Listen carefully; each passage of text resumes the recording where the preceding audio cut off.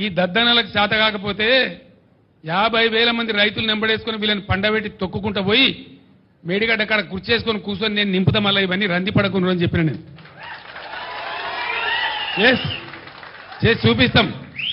చేసి చూపిస్తాం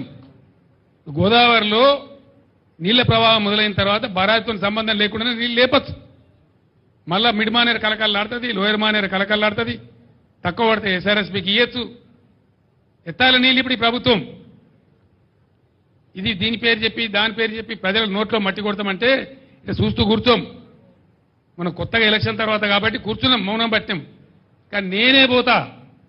గోదావరిలో 20,000 క్యూసెక్లు దాటిన తర్వాత వీళ్ళు నీళ్లు ఎత్తడం ప్రారంభించకపోతే నేనే ఒక 50,000 మంది రైతులు వేసుకొని పోతా తొక్కి వీళ్ళని పండబెట్టి తొక్కి